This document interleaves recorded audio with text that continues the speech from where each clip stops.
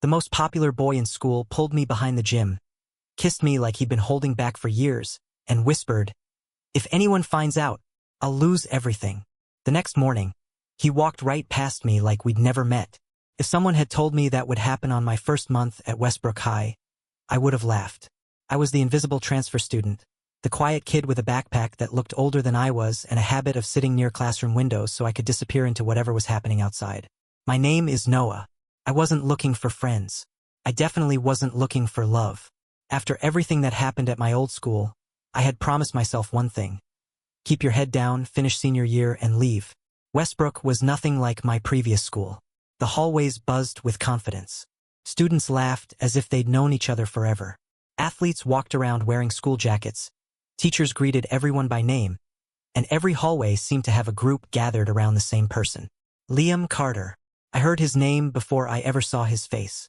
The soccer captain, student council president, straight-A student, the nicest guy in school, the golden boy. People smiled whenever they talked about him. I rolled my eyes. Nobody could actually be that perfect. Apparently, I was wrong. The first time I saw Liam, he was helping a freshman pick up books that had spilled across the hallway. He wasn't doing it because teachers were watching. In fact, there weren't any teachers nearby. He simply knelt, smiled, handed the student his notebook, and wished him luck before heading toward class. He wasn't pretending. He really was kind. Unfortunately, he also happened to be unfairly handsome. Golden brown hair that never seemed messy, bright hazel eyes that caught the morning sunlight, and the kind of smile that made strangers smile back without realizing it. Our eyes met for less than a second. He nodded politely. I quickly looked away. That should have been the end of it. Instead, I started noticing him everywhere. Not because I wanted to, because he somehow always seemed nearby. At lunch, outside the library, walking past the art room. Sometimes I caught him looking at me, not long enough to be obvious, just curious. I convinced myself I was imagining it. Transfer students always think people are staring at them. On Monday morning, our English teacher announced a semester project. "You'll be working in pairs." Groans echoed across the room. Students immediately turned toward their friends. I stayed quiet. Being the new kid usually meant ending up alone until the teacher assigned whoever was left. Before that could happen, "I'll work with Noah." Every head turned, including mine. Liam stood there casually, one hand resting on the back of his chair as if volunteering to work with the new kid was completely normal. Even the teacher looked surprised. "Perfect," she smiled. "That saves me the trouble." Liam carried his notebook over to my desk. "Mind if I sit here?" "You already volunteered," I answered. A small laugh escaped him. I guess I did. For the next 40 minutes, we discussed classic novels. Or at least we tried to. I expected awkward silence. Instead, conversation came surprisingly easily. He listened. Actually listened. When I mentioned I liked photography, his eyes lit up. "You took that picture hanging outside the art room, didn't you?" I blinked. "You noticed that?" It was impossible not to. Nobody else had noticed. Not even the photography teacher had said much beyond good composition. Yet somehow, Liam had remembered. After class, he walked beside me. "You settling in okay?" I'm surviving. He smiled. That's usually the first step. Little by little, those small conversations became part of my day. Nothing dramatic, just moments. He asked how my history test went. He remembered I hated cafeteria pizza. He quietly placed an unopened orange juice on my desk one morning. "I remembered you said the vending machine keeps eating your money." "You remembered that?" He shrugged. "I remember random things." I thanked him. He smiled again. That smile was becoming dangerous. Not because it was charming, because I was beginning to look for it. The first real surprise came during gym class. A couple of boys from another class started joking about my old sneakers. "Did those come from a museum?" "They're older than Coach." The others laughed. I ignored them. I'd learned long ago that reacting only made things worse. Before I could walk away, another voice interrupted. "Leave him alone." The hallway fell quiet. Liam stood beside me. His expression wasn't angry. It didn't need to be. I think you've got practice to get to. The boys exchanged awkward looks. Nobody argued. They left. I stared at him. You didn't have to do that. I know. So why did you? He hesitated for just a moment. Because nobody should start a new school like that. Then he walked away before I could answer. That night, I caught myself smiling while editing photos. I immediately stopped. No, this wasn't happening. He was just friendly. Friendly people existed, didn't they? Days turned into weeks. The weather shifted into cool autumn afternoons. Our project meetings became longer. Sometimes we'd finish our homework and keep talking anyway. Music, movies, dream colleges, the places we wanted to travel someday. There were moments when he seemed ready to tell me something. He'd open his mouth, then someone else would walk by, and whatever he wanted to say disappeared behind another easy smile. One Friday evening, the school hosted its annual football game. The stadium overflowed with students dressed in blue and silver. Liam scored the winning goal during halftime's exhibition soccer challenge, and everyone chanted his name. He waved modestly, thanked his teammates, and somehow slipped away from the crowd before anyone noticed. I stayed behind after the game to help the photography club pack away equipment. By the time we finished, the campus had grown almost silent. The air smelled like fresh-cut grass and the distant hint of rain. As I carried my camera bag toward the parking lot, I realized I'd forgotten my jacket near the gym. Perfect, I muttered. The building was nearly empty when I stepped inside. Most of the lights had already switched to nighttime mode, leaving long shadows stretching across the polished floor. I found my jacket on the bleachers. When I turned around, someone was standing in the doorway. Liam. His soccer jersey had been replaced with a gray hoodie, his hair still slightly damp from a shower after the game. I thought everyone left, I said. I could say the same thing. For a moment, neither of us moved. The silence felt different from our usual comfortable pauses. He looked nervous, really nervous. I've been trying to tell you something, he said quietly. What is it? He took one slow step closer, then another. I don't know how. You can just say it. I wish it were that easy. The lights above us clicked off one row at a time, leaving only the soft glow from the exit signs. My heart suddenly felt louder than the empty gym. Liam. He looked into my eyes. Not at the floor. Not over my shoulder. At me. I've never met anyone who makes me feel calm, he whispered. Before I could understand what he meant, he gently reached for my hand. His fingers trembled. So did mine. Then, without another word, he leaned forward and kissed me. It wasn't rushed. It wasn't dramatic. It was soft, careful, and filled with emotions I hadn't seen coming. When he finally pulled back, his forehead rested lightly against mine. His breathing was uneven. So that's what I wanted to tell you. Couldn't find a single word. A mixture of shock, happiness, and confusion rushed through me all at once. Then his expression changed. The warmth in his eyes gave way to fear. Real fear. He glanced toward the gym doors before looking back at me. His voice dropped to almost a whisper. Please. He swallowed hard. If anyone finds out. He stepped back. I'll lose everything. Before I could ask what he meant, he turned, walked out into the dark hallway, and disappeared, leaving me standing alone in the silent gym with my heart racing and one impossible question echoing through my mind. Why did kissing me make the school's golden boy look so afraid? The next morning, I barely slept. Every time I closed my eyes, I felt Liam's lips against mine again. It hadn't been some impulsive dare. It hadn't been a joke. The way his hands trembled, the way he looked at me, that kiss had been real. So why did he leave like he was running from a fire? I reached school earlier than usual, hoping I'd have a chance to talk to him before classes started. The hallways were still half empty. Students wandered in carrying coffee cups and backpacks while teachers unlocked classroom doors. For a few peaceful minutes, I convinced myself today would bring answers. Then I saw him. Liam was walking toward me with 3 of his soccer teammates. My heart sped up. This was it. I smiled without even realizing it. When we were only a few feet apart, our eyes met. For one tiny second, I saw the same softness from the night before. Then it vanished. Liam looked away. He laughed at something one of his teammates said and walked right past me. No greeting. No smile. Nothing. It was as if the boy who kissed me behind the gym had never existed. I stood frozen until someone bumped my shoulder. Sorry, another student mumbled before continuing down the hallway. I couldn't even answer. The rest of the day felt painfully slow. In English class, Liam sat across the room instead of beside me. When our teacher reminded everyone about the partner project, he simply said, "I'll email my notes." He never looked at me, not once. By lunchtime, I was convinced I'd imagined everything. Maybe he'd regretted it the second it happened. Maybe I had misunderstood.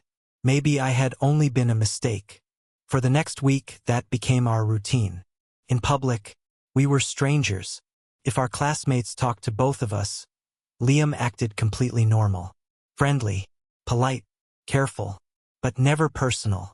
Not a single conversation lasted more than 30 seconds. First, it hurt. Then it made me angry. One afternoon, I found him alone returning books to the library. I walked straight over. "We need to talk." His shoulders stiffened. "Not here." "When then?" He glanced around the room. "Please." That one word carried more exhaustion than I expected. Before I could answer, 2 students walked inside. Liam quietly picked up another book and left through the side door. Again, he kept running. A few days later, I stopped trying. If he wanted to pretend nothing had happened, fine, I could pretend too. I threw myself into photography club after school. Taking pictures was easier than thinking. The camera couldn't break your heart. Late Friday afternoon, I stayed in the darkroom organizing photos from the football game. My phone buzzed. Unknown number. For a second, I almost ignored it. Instead, I opened the message. "Meet me behind the music building. After sunset. Please." No name. Just one message. My stomach tightened. Somehow, I already knew who it was. The music building sat at the edge of campus beside a small courtyard where almost nobody went after school. By the time I arrived, the sky had turned orange and purple. The campus was nearly empty. Liam stood beneath an old maple tree, hands buried in the pockets of his hoodie. He looked nothing like the confident golden boy everyone admired. He looked tired, nervous, human. "You came," he said quietly. "You asked." For several seconds, neither of us spoke. Finally, I crossed my arms. "You ignored me. I know. You acted like I didn't exist. I know. You kissed me." His eyes closed briefly. "I know." My frustration finally spilled over. "Then explain it." He took a slow breath. "I've spent 3 years building a version of myself everyone expects." I frowned. "What does that mean?" "I'm the captain." I stayed silent. "The honor student." Another pause. "The guy teachers trust." He looked down at the ground. "My parents love introducing me as their perfect son." His voice became almost painfully quiet. "They think they know exactly who I am." He looked back at me. "They don't." The evening breeze rustled the leaves above us. "I've liked boys for as long as I can remember." The confession hung between us. "I've never told anyone." My anger slowly faded. "I wanted to tell you after the game." He smiled sadly. "I planned this whole speech." "What happened?" "I saw someone walking toward the gym." His hands tightened into nervous fists. "I panicked." "You kissed me anyway." A tiny laugh escaped him. "I wasn't planning that part." "No." He shook his head. "I looked at you." His cheeks turned slightly pink. And suddenly thinking wasn't an option anymore. For the first time in days, I smiled. Only a little. "You still hurt me." "I know." I'm sorry. He didn't try making excuses. He didn't blame anyone else. He simply apologized. "I kept thinking," he admitted. "If I ignored it long enough, maybe I'd stop wanting you." And his eyes met mine. "It only made me miss you more." Neither of us spoke after that. The silence felt comfortable again. "I don't expect you to forgive me today." Liam said. I just wanted you to know the truth. I looked toward the empty soccer field in the distance. You really were scared. I still am. We stood there until the last light disappeared from the sky. Before leaving, Liam hesitated. Can I ask you something? What? Would you meet me here again? I studied his face. There was no confidence now, only hope. I think so. His smile returned. Not the bright smile everyone at school loved. A smaller one. Real. That became our place. Every Tuesday and Friday after school, we met behind the music building. Sometimes we worked on homework. Sometimes we just talked. We learned each other's favorite songs, favorite movies, favorite childhood memories. Liam admitted he secretly loved old romance novels, but hid them behind his history textbooks whenever friends visited. I laughed so hard I nearly dropped my backpack. What? I've got an image to protect. You definitely do. One rainy afternoon, he brought hot chocolate in 2 paper cups. I remembered you hate coffee. You remember everything. I remember things about you. The words settled warmly inside my chest. Another evening, we shared 1 pair of earbuds while sitting on the old wooden bench. Neither of us spoke. We simply listened to music while the sun disappeared behind the trees. Felt strangely perfect. Weeks passed. The distance between us disappeared whenever we were alone. He started texting me every night, sometimes about homework, sometimes about nothing at all. Did you eat dinner? Good luck on tomorrow's quiz. That sunset looked amazing tonight. Little messages. Tiny pieces of someone letting another person into his life. One evening, while we walked across the empty courtyard, our hands brushed together. Neither of us pulled away. Instead, our fingers slowly intertwined. No audience. No whispers. Just us. Liam looked down at our joined hands and smiled. I've wanted to do this since the first week you transferred. I squeezed his hand gently. So why didn't you? He laughed softly. Because you're impossible to read. I was terrified. I know. So was I. He stopped walking. I don't know what happens next. I don't either. But I know one thing. What? He looked at me with the same honesty I'd seen the night behind the gym.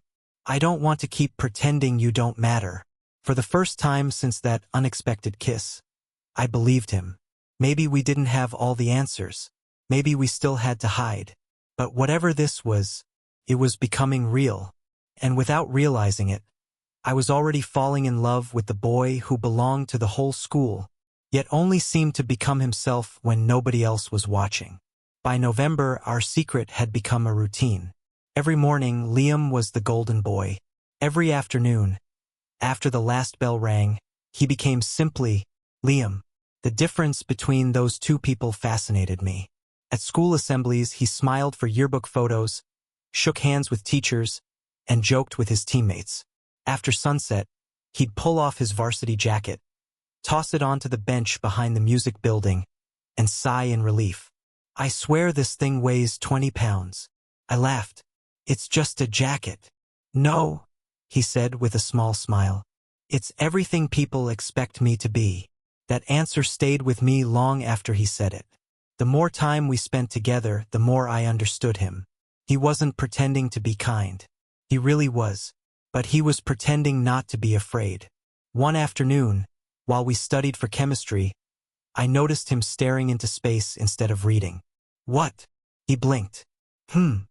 You've been on the same page for 5 minutes. He smiled sheepishly. I was thinking. Dangerous. He nudged my shoulder. I'm serious. So am I. He laughed, and for a moment all the weight disappeared. I've been thinking about college. You'll probably have 10 scholarships. Maybe. But, he looked at me. What if we end up in different states? The question caught me off guard. A month ago we were barely speaking. Now he was worrying about a future that included both of us. I don't know, I admitted. I don't either. He reached across the table and quietly squeezed my hand beneath it. I just don't want to lose you. That simple sentence stayed with me for days. It wasn't dramatic. It was honest. and somehow honesty was becoming the thing I loved most about him. A week later, the photography club announced its annual student exhibition. Every member had to display one photograph. Mine was a sunset reflected across the empty soccer field after practice.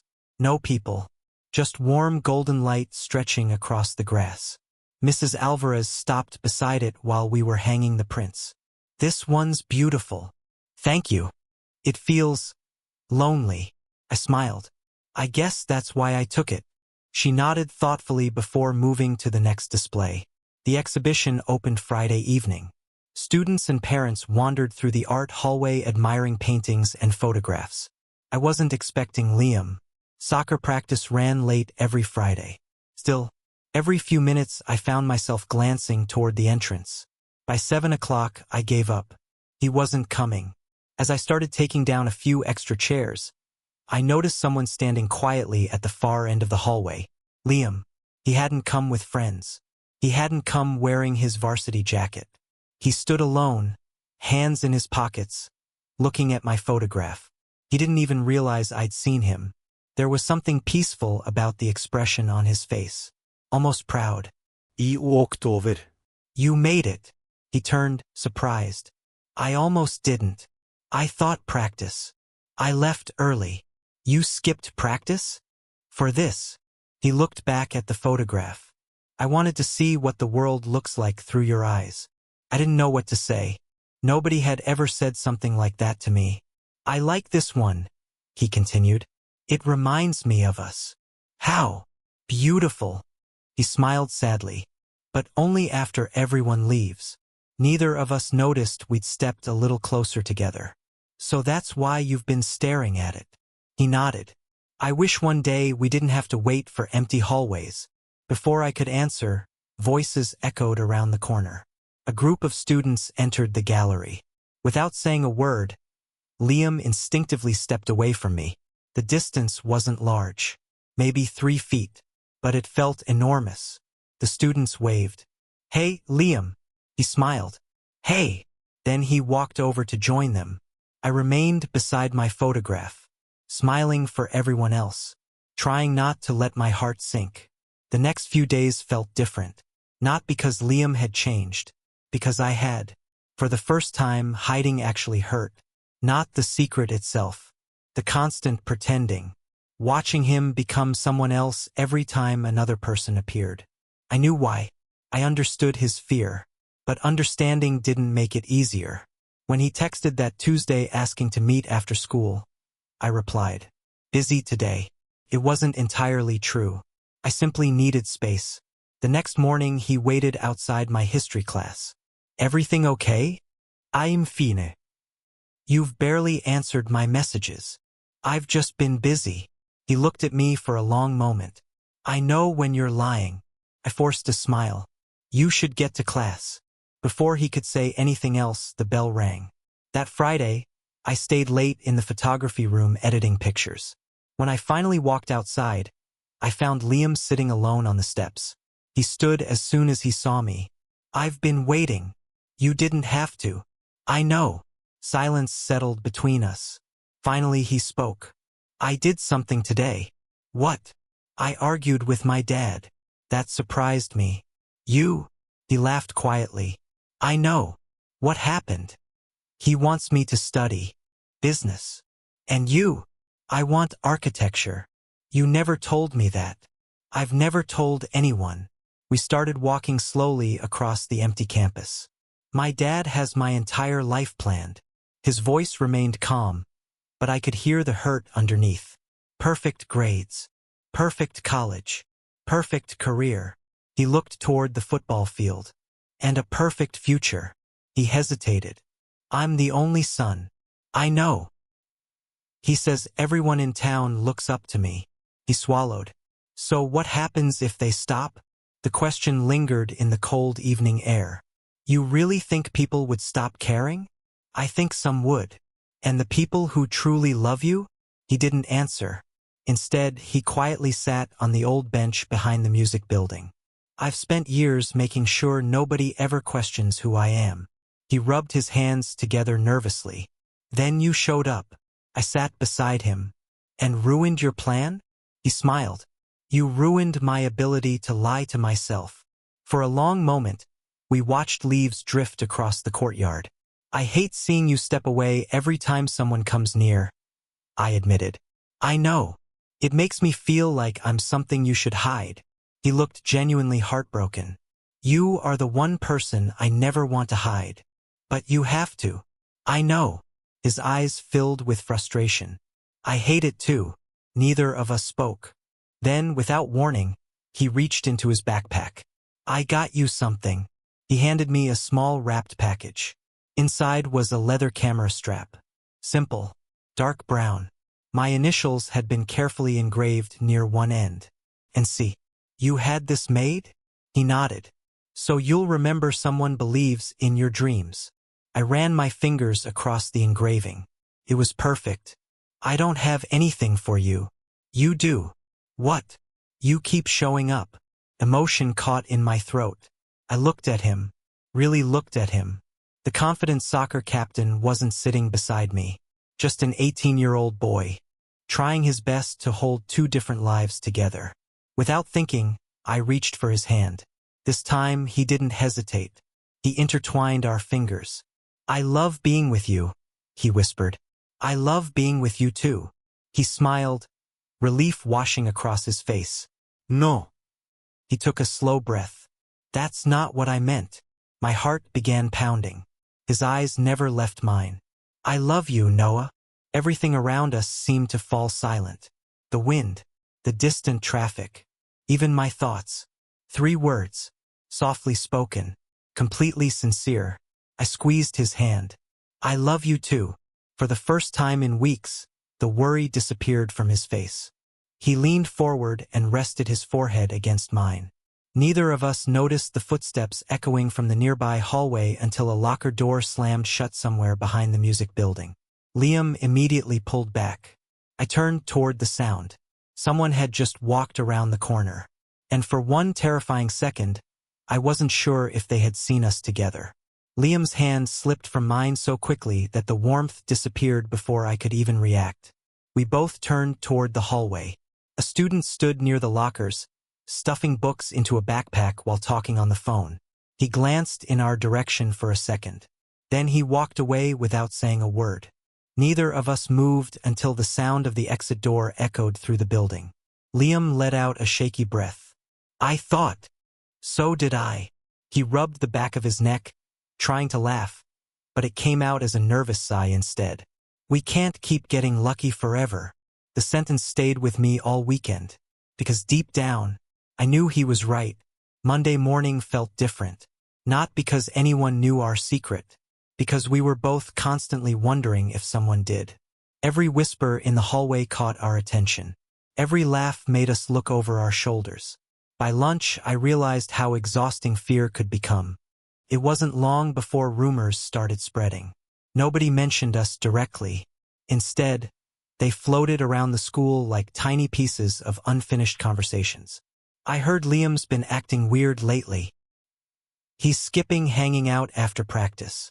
Does anyone know why he leaves campus so fast? I think he's dating someone.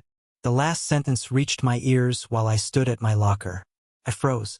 A second later, someone laughed. Probably some girl from another school. The conversation moved on. I quietly closed my locker. Liam found me after chemistry. Have you heard? I nodded. They're guessing. They don't know. Not yet.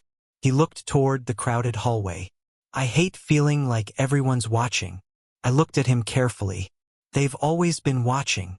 What do you mean? They've watched every goal you scored, every speech you gave, every award you won. I smiled gently. The difference is, now you're finally afraid they'll see the real you. He looked down. I don't know how to stop being scared. I wanted to tell him everything would be okay. But promises like that wouldn't be honest. Instead, I simply said, you don't have to figure it out today. The following Friday, our school held its annual winter festival. String lights covered the courtyard. Music played through speakers. Food trucks lined the parking lot. Students laughed beneath the glowing decorations. Liam spent most of the evening helping organize games with student council. I wandered around with my camera, taking candid pictures for the yearbook.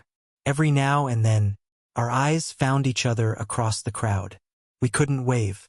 We couldn't walk over. But those small glances somehow said everything.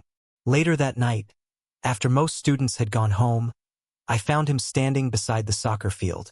The lights above the bleachers had already been switched off. Only the moon lit the empty grass. "I needed some quiet," he said. I figured. We walked slowly along the sideline. "I've been thinking. Dangerous again?"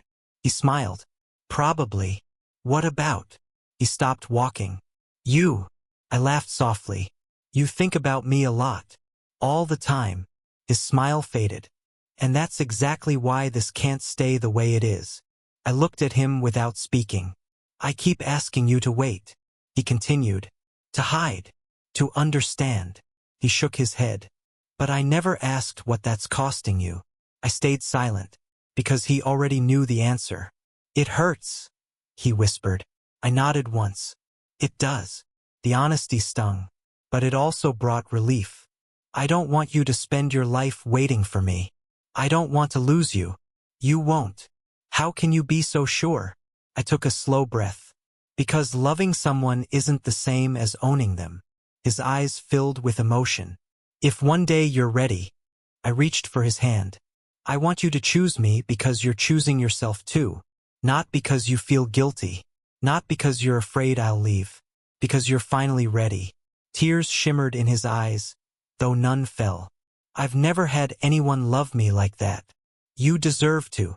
The last weeks of senior year passed faster than either of us expected. College acceptance letters arrived. Final exams ended. Graduation rehearsals filled every afternoon. Life kept moving whether we were ready or not. One afternoon, Liam asked me to meet him in the library. When I arrived, he slid an envelope across the table. Inside was a letter. Not from a college. From him. "I wrote this 3 months ago," he admitted. "What is it?" "The truth." I unfolded the pages. It wasn't a coming-out letter. It wasn't meant for social media. It was simply Liam explaining who he was, what he wanted from life, and why he was tired of pretending. "I've rewritten it 100 times," he said. "I don't know if I'll ever use it. You don't have to decide today." "I know." He smiled. "But for the first time, I think I will." Graduation day arrived beneath a bright blue sky. Families filled the football stadium. Teachers adjusted gowns. Students took hundreds of photos. Everyone seemed excited. Except Liam. He stood quietly near the entrance, holding his cap in one hand. "You okay?" I asked as we briefly crossed paths before the ceremony. He smiled. "I think today's the first day I'm actually being honest with myself." Before I could ask what he meant, our teachers called everyone into line. The ceremony began. Names echoed across the stadium. One by one, students crossed the stage to receive their diplomas. Applause filled the air. When Liam's name was announced, the crowd erupted. The golden boy, captain, honor student, role model. He smiled, accepted his diploma, and thanked the principal. Everything looked exactly as everyone expected. Until the ceremony ended. Students rushed toward their families. Parents hugged their children. Friends posed for photos. I stood near the edge of the soccer field, adjusting my camera strap, the one Liam had given me. I was about to leave when I heard someone call my name. "Noah." I turned. Liam was walking toward me, not hiding, not checking who was watching, just walking. People noticed. Conversations slowed. A few classmates looked over curiously.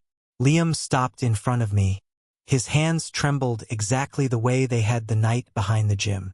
"I spent my whole life worrying about disappointing everyone," he said quietly. His voice wasn't loud. It didn't need to be. "The only person I was really disappointing," he smiled through nervous eyes, "was myself." Without another word, he reached for my hand. Our fingers intertwined. Right there, in the middle of the graduation field. A few people stared. Some looked surprised. One of his soccer teammates smiled and gave him a small nod. Mrs. Alvarez, my photography teacher, caught my eye. From across the field. She smiled too. Nobody shouted. Nobody laughed. The world didn't fall apart. Simply kept turning. Liam looked at me, almost amazed. I should have done this sooner. I squeezed his hand. You're here now. His parents stood in the distance. For a long moment they simply watched. I couldn't guess what they were thinking. Neither could Liam. But for the first time, he didn't let go. That evening, after the celebrations ended, we returned to the place where everything had started. The gym was quiet, the campus nearly empty. Golden sunlight stretched across the soccer field, just like in my favorite photograph. Liam smiled. Funny. What? The first time I kissed you here, I thought I was about to lose everything. And now, he stepped closer. Now I realize I wasn't losing my life. I was finally starting it. He gently cupped my face. This kiss wasn't rushed by fear.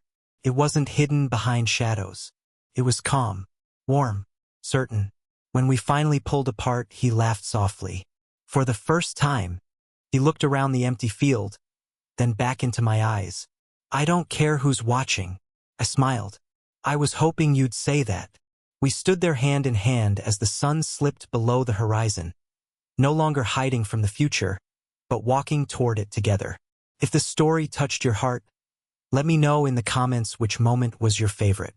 And don't forget to subscribe for another emotional slow-burn gay romance story next day.